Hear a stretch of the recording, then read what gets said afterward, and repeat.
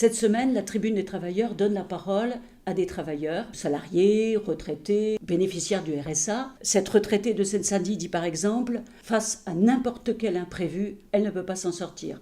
De la même manière, un agent de la ville de Paris explique que ses postes de dépenses sont tels qu'il donne 50 € d'agio à la banque tous les mois. Et il ne peut pas s'en sortir.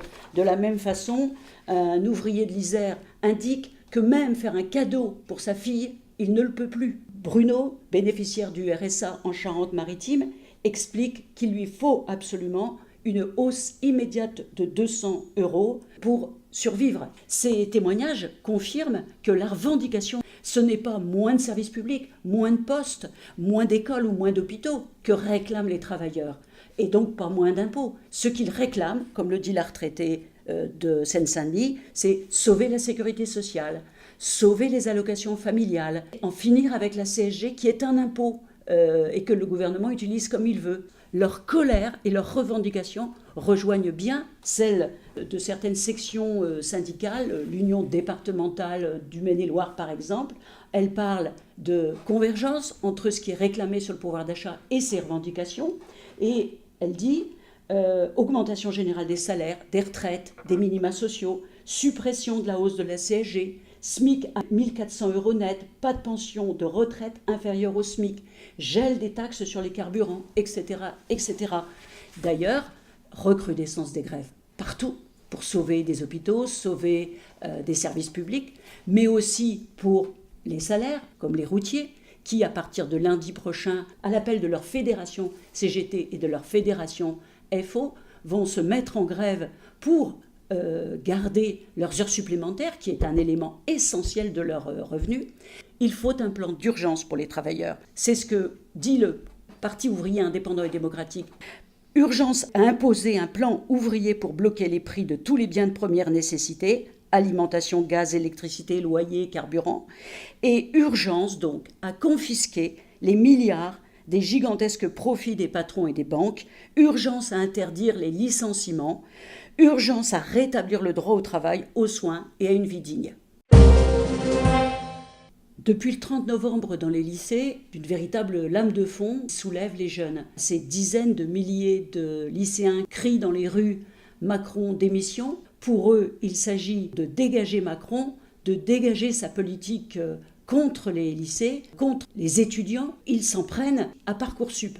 Par exemple, cette assemblée générale à Castelnaudary de 300 lycéens qui, ensemble, ont défini leurs revendications avec beaucoup de précision. La situation, depuis quelques jours, c'est aussi le déchaînement de la violence policière. Dans bien des cas, les policiers avaient consigne d'aller, y compris à la porte des lycées, pour essayer de juguler toute tentative de manifestation. Face à ce déchaînement de violence policière, gaz lacrymogène, matraquage là, les lycéens non seulement tiennent bon, mais les travailleurs, en particulier les enseignants, se joignent à eux pour les protéger. Par exemple, à Orléans, les organisations syndicales ont tout de suite tenu à manifester aux côtés de leurs propres élèves. Des délégués syndicaux qui étaient à la préfecture de Marseille, dès qu'ils ont vu les bombes lacrymogènes, ont quitté la préfecture pour aller s'interposer entre les forces de l'ordre et les lycéens. À Dunkerque, la CGT aussi accompagne les lycéens en manifestation. À Toulouse également. On a vu aussi à Romain-Rolland récemment, dans le 94, un lycée où 6 lycéens étaient arrêtés par les forces de l'ordre et emmenés au commissariat. Les professeurs sont allés les rechercher. Cette colère des lycéens commence à faire la jonction avec celle des salariés, celle des professeurs par exemple. Le 21 novembre dernier, une grève d'une ampleur exceptionnelle a touché en Corée 160 000 métallurgistes sur pas moins de 109 sites industriels, certains connus comme Hyundai, Kia, General Motors Korea et d'autres. Leurs revendications sont très claires. Défense de leurs droits, la flexibilité, ils la refusent. Deuxièmement, ils exigent que le gouvernement tienne sa promesse de ratifier les conventions de l'OIT.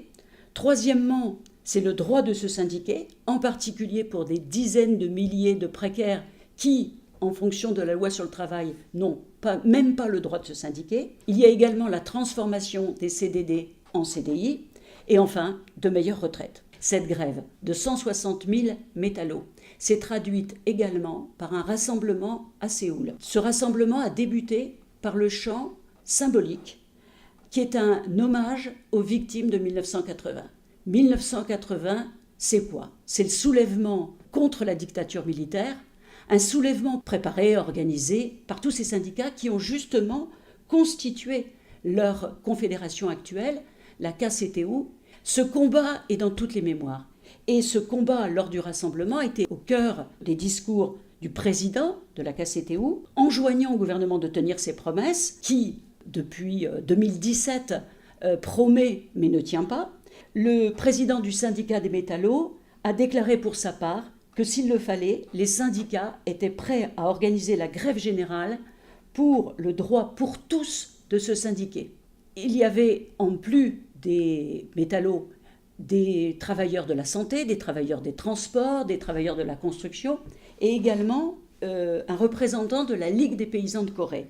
Ce président a, dans le meeting, qualifié le gouvernement actuel, le gouvernement Moon, qui tente d'associer les syndicats à ces contre-réformes, de gouvernement de renards qui a remplacé celui des loups.